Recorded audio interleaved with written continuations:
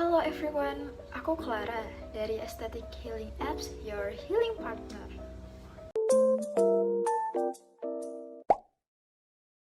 Halo teman-teman, masih ingat kan apa itu kecemasan? Kira-kira kalian tahu tidak hal-hal yang dapat memicu kecemasan?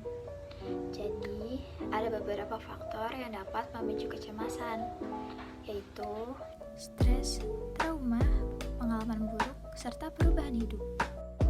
Dari faktor pemicu ini dapat menyebabkan beberapa dampak bagi kesehatan tubuh loh guys. Seperti yang pertama, gangguan tidur. Gangguan tidur terjadi karena adanya kombinasi kecemasan dan insomnia yang juga dapat disebabkan oleh kondisi saat hormon tiroid dalam aliran darah dan metabolisme tubuh melambat atau hipotiroidisme. Penelitian menunjukkan bahwa kecemasan dapat mempengaruhi tidur rapid eye movement. Stres meningkatkan kadar hormon adrenalin dan kortisol yang membuat kamu sulit tidur. Yang kedua, gangguan pencernaan. Gangguan pencernaan.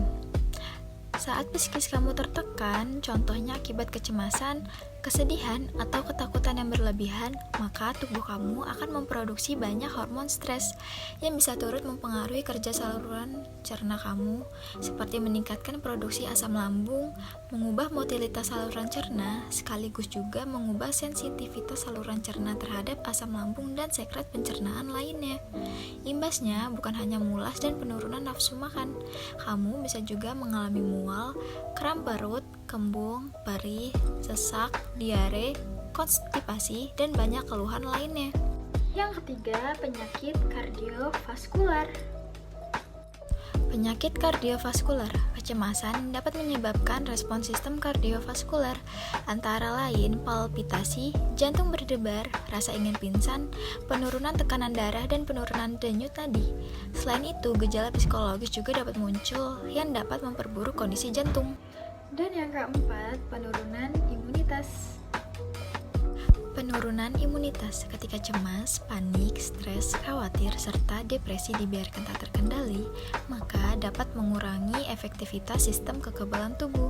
Akibatnya, Anda akan jauh lebih rentan untuk jatuh sakit. Kecemasan dapat dicirikan sebagai jenis stres jangka panjang.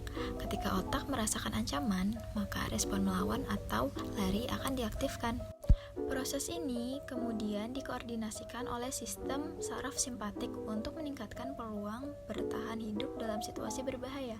Caranya dengan mengambil sumber daya dari fungsi prioritas yang lebih rendah, seperti kekebalan dan pencernaan.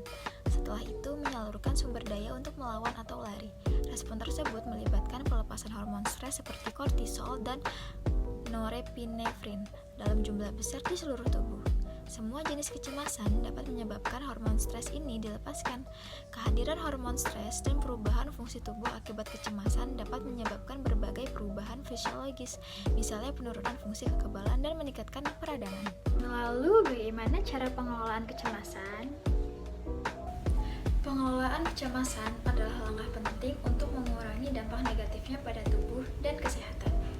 Contohnya seperti yang pertama, olahraga dan aktivitas fisik, yang kedua relaksasi dan meditasi, yang ketiga manajemen stres, yang keempat dukungan sosial, yang kelima hindari penggunaan zat dan alkohol. Aku Clara dari Estetik, selalu ingat kamu bermakna, kamu berharga. Aesthetic Healing App, your healing partner.